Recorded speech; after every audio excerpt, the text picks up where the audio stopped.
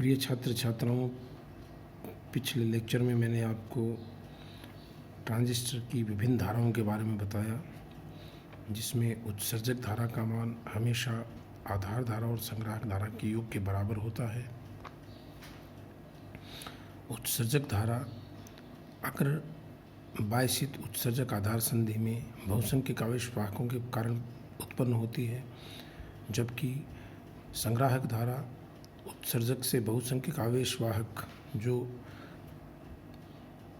P प्रभाग में प्रवेश करते हैं, जहां इनका स्थान अल्पसंख्यक की भांति होता है, वे रिवर्स बायस्ड यानी पश्च बायस्थित संग्राहक आधार धारा के को पार करते हुए संग्राहक में पहुंचते हैं और संग्राहक धारा को उत्पन्न करते हैं। जो आवेश वाहक आधार में न्यूट्रलाइज होते हैं, उनकी पूर्ति के लिए जो धारा प्रवाहित होती है उसे बेस या आधार धारा कहते हैं। आज मैं आपको ट्रांजिस्टर के विभिन्न अभिलाक्षणिक वक्रों के बारे में बताऊंगा। हमने पिछले चैप्टर में ये अध्ययन किया था कि कोई भी युक्ति, कोई भी जाल या नेटवर्क जो कि 4 टर्मिनल हो, उसके कुछ निश्चित प्राचाल होते हैं, जैसे जेड प्राचाल, वाई प्राचाल और संकर प्राचाल यानी एच प्राचाल मैंने आपको बताए थे। ऐसे परिपथ में निवेशी धारा I1, निवेशी वोल्टता V1, निर्गम धारा I2 और निर्गम वोल्टता Y2 होते हैं। इन राशियों का एक दूसरे के सापेक्ष परिवर्तन ही इसके अभिलक्षण को परिलक्षित करता है। चूंकि ट्रांजिस्टर में केवल 3 टर्मिनल होते हैं, बेस, कलेक्टर और एमीटर, तो ट्रांजिस्टर का जो उपयोग है वो हमेशा किसी एक टर्मिनल को निवेश और निर्गम दोनों में कॉमन रख करके किया जाता है, उभयनिष्ठ रख करके किया जाता है। इसलिए जब ट्रांजिस्टर का आधार निवेशी और निर्गम के अंदर उभयनिष्ठ होता है, ये आप देखिए, तो 4 टर्मिनल की भांति व्यवहार तो करता है, लेकिन आधार इसका कॉमन होता है, उभयनिष्ठ होता है। इसको हम इसकी उभयनिष्ठ आधार संरचना कहते हैं। जब ट्रांजिस्टर का उत्सर्जक निवेशी और निर्गम में कॉमन होता है, उभयनिष्ठ होता है, तब हम इसको कॉमन एमीटर या सीई कॉन्फ़िगरेशन या अभिविन्यास कहते हैं। इसको सीबी या कॉमन बेस या उभयनिष्ठ आधार अभिविन्यास कहते हैं। हर एक अभिविन्यास के अपने कुछ गुण होते हैं कि इसमें धारा लाभ होगा या नहीं होगा, इसकी निवेशी प्रतिबाधा क्या होगी, निर्गम प्रतिबाधा क्या होगी। कॉमन कलेक्टर यानी उभयनिष्ठ संग्राहक अभिविन्यास में आप समझ सकते हैं कि कलेक्टर को कॉमन रख करके निवेशी आधार और कलेक्टर के बीच लगाया जाता है। V इनपुट या V1 धारा I1 होती है, यहाँ धारा I1। आप देखिए कि कॉमन एमीटर में यानी उभयनिष्ठ उत्सर्जक में निवेशी धारा आधार धारा होती है जो बेस में जा रही है, और निर्गम धारा कलेक्टर करंट होती है, संग्राहक धारा। इसमें निर्गम धारा संग्राहक धारा होती है और इसमें निवेशी धारा IE यानी आधार धारा होती है। तो अलग अलग अभिविन्यासों के अभिलक्षण अलग अलग होते हैं। मैं आपको इन अभिविन्यासों में अभिलक्षण वक्र कैसे आते हैं इसके बारे में बताता हूँ। जैसा मैंने बताया कि कॉमन बेस में इनपुट करंट IE है और आउटपुट करंट IC है।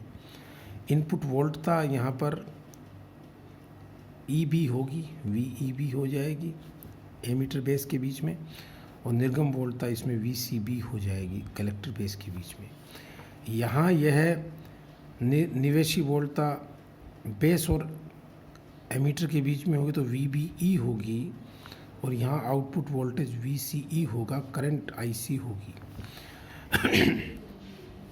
खास बात ध्यान रखने वाले बच्चों ये है, विशेष बात, कि VEB और VBE में आप फर्क करेंगे।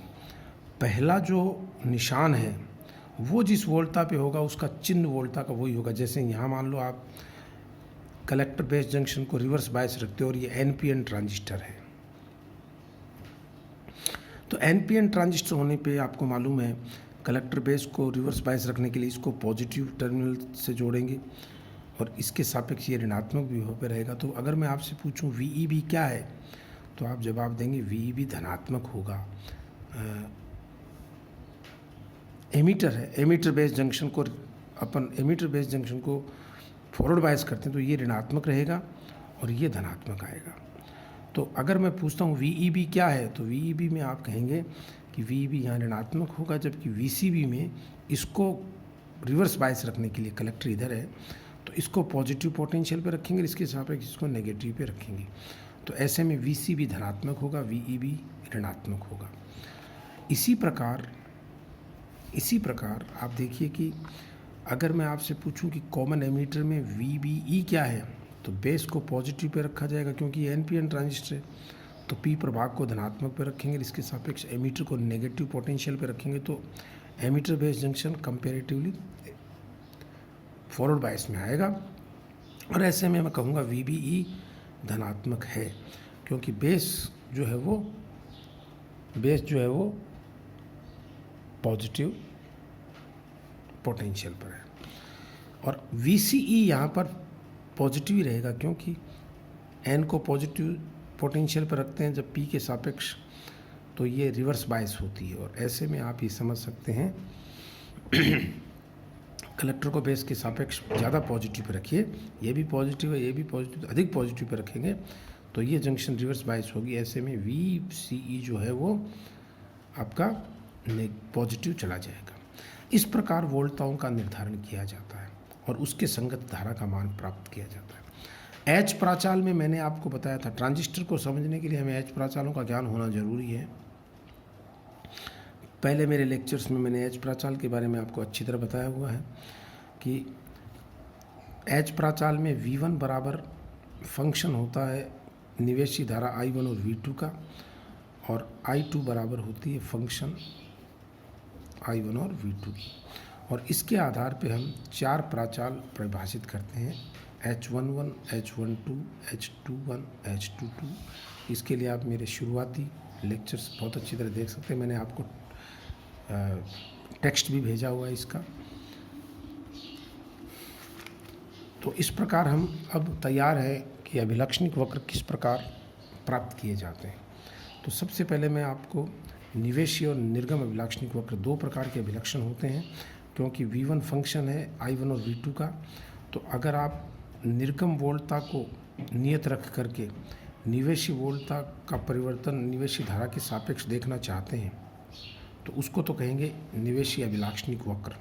ध्यान दीजिए, निर्गम वोल्टता को नियत रखकर जब निवेशी वोल्टता के सापेक्ष निवेशी धारा के मान को पढ़ा जाता है, समझा जाता है, तो जो उनके व्यवहार को दर्शाने वाले वक्र हैं उनको हम निवेशी अभिलाक्षणिक वक्र कहते हैं।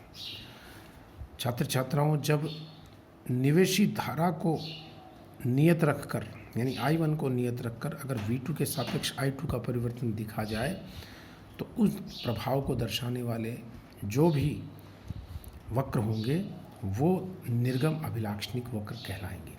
तो ये अच्छी तरह से याद रखिएगा कि अगर आपको ये फंडामेंटल चीज़ आती है कि निर्गम वोल्टता को नियत रखकर निवेशी धारा वर्सेस निवेशी वोल्टता और निवेशी धारा को नियत रखकर निर्गम वोल्टता वर्सेस निर्गम धारा हो तो निश्चित रूप से आप यहाँ पे किसी भी क्वांटिटी को समझने में सक्षम हैं। ये मैं आपको बताता हूँ कि किस प्रकार अभिलाक्षणिक वक्र हमें प्राप्त होते हैं।